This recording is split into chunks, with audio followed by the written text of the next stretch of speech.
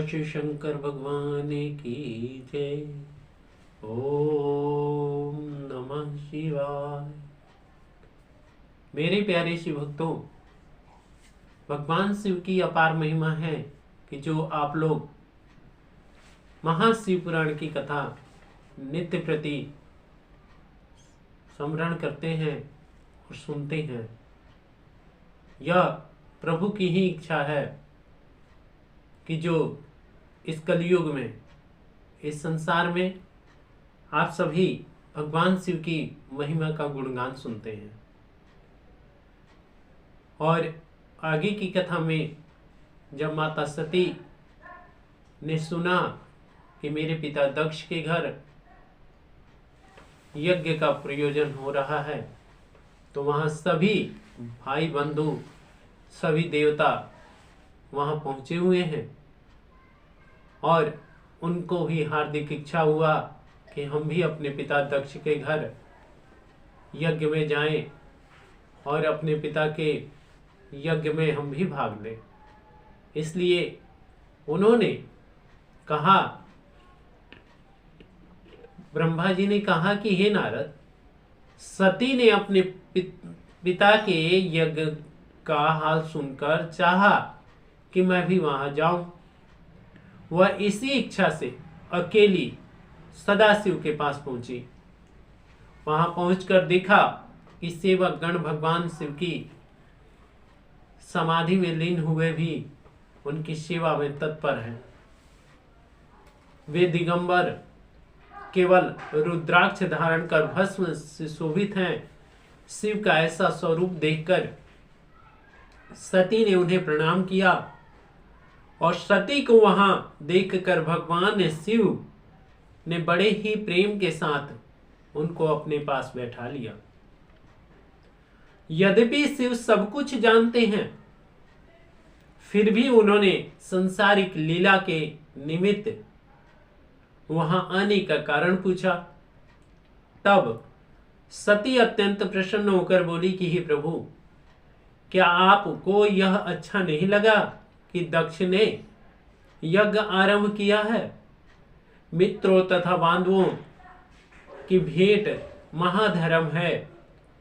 इसी से अच्छे लोग भले बंधुओं की संगति स्वीकार करते हैं तथा आनंद भी प्राप्त करते हैं। वस्तुतः आपको यह उचित है कि वहां चलकर आप उस यज्ञ में भाग लीजिए और यज्ञ को पवित्र कीजिए और मुझे भी अपने साथ ले जाकर मेरी इच्छा का भी पूर्ति कीजिए। मेरे पिता के यज्ञ में ब्रह्मा, विष्णु आदि सभी देवता पहुंच गए हैं, परंतु आप ही वहां नहीं पहुंचे। आप प्रभु, शायद आपको यज्ञ का मालूम ही ना हो। आप वहां ना जाने का कारण मुझसे विस्तार पूर्वक बतलाइए। मैं आपकी दासी हूं और मेरी हार्दिक इच्छा है कि मैं अपने पिता के घर जाऊं, इसलिए आप मुझे अपने साथ लेकर वहां चलिए।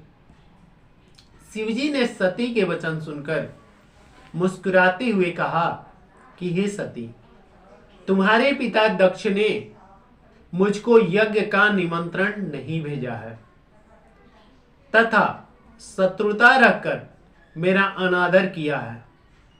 तुम ही सोचो कि वहां केवल तुम ही को ना बुलाकर अन्य सभी लड़कियों को बुलावा भेजा गया है और इसका एकमात्र कारण केवल शत्रुता ही हो सकता है।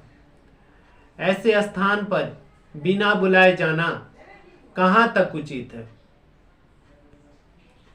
यद्यपि संसारिक धर्म शास्त्र भी कहता है कि अपने पिता, मित्र, गुरु तथा स्वामी के घर बिना बुलाए भी जाना उचित है, परंतु उनके मन में जब शत्रुता हो तो उनके घर नहीं जाना चाहिए। किसी के घर बिना बुलाए जाना मृत्यु से अधिक तथा अनादर एवं लोक निंदा का कारण होता है। सती यह सुनकर बोली कि हे स्वामी, आप इस बैर का कारण तो बताइए। शिव जी ने पिछला सभी वृत्तांत जो उनके साथ घटा था वह सुनाकर कहा, इसलिए उचित है कि तुम भी दक्ष के यज्ञ में न जाओ, नहीं तो तुमको बड़ा कष्ट उठाना पड़ सकता है। शिव ने सती को अनेक प्रकार से समझाया, परंतु सती को यह बात अच्छी नहीं लगी। वह दक्ष पर अति अप्रसन्न एवं कुपित होकर कहने लगी कि हे शिव जी, आप तीनों लोगों का आनंद प्रदान करने वाले हैं। सभी देवता आपका स्मरण किया करते हैं। आप यज्ञ कर्म तथा यज्ञ के फल देवता हैं। आपकी दृष्टि मात्र से ही तीनों लोग तृप्त हो जाता है। आपसे यज्ञ पूर्ण तथा पवित्र होता है। मूर्ख दक्ष ने आपको अपने यज्ञ में क्यों नहीं बुलाया? सो मुझे चिंता है, इसका यज्ञ किस प्रकार पूर्ण होगा? मेरे पिता इस प्रकार क्यों अज्ञानी हुए हैं? मुझे बड़ी चिंता हो रही है। यदि आप मुझे आज्ञा दे तो मैं जाकर उनसे पूछूं और उनके शील तथा दुशील अथवा उनके बैर भाव को देखूं। हे नारद, भगवान शिव जी को तो कुछ भी लीला करनी ही थी, इसलिए उन्होंने सती से आग्रह किया और जब बार बार सती समझाने पर ना मानी तो उन्होंने उनके आग्रह को ना टालकर उन्हें नंदी पर सवार करके यज्ञ में जाने की आज्ञा भी दे दी। उन्होंने सती के साथ अपने 60,000 गण देकर उन्हें विदा किया। अच्छे अच्छे वस्त्र आभूषण दिए। सती का स्वरूप भी अत्यंत उत्तम एवं सुंदर स्वरूप हो गया। हे नारद, भगवान शिव जी ने ऐसी माया की कि सती बड़ी धूमधाम से चली। सती ने उस समय अपनी ऐसी शोभा प्रकट की, वैसी किसी समय वह प्रकट नहीं की थी। उनके चलने के समय बड़ा शब्द हुआ। कोई गण उछल रहा है, कोई गण कूद रहा है, कोई गण नाच रहा है, अन्य गण सभी प्रसन्न एवं आनंदित से परिपूर्ण है। कोई भी सती का प्रताप वर्णन करता तो कोई शिव जी का महिमा का गुणगान करता। इस प्रकार सब अत्यंत प्रसन्न हो अनेक प्रकार की गति से चलते हुए सती की सेवा करते हुए दक्ष के यज्ञ में सम्मिलित हो गए। बोलो शिव शंकर भगवान की जय।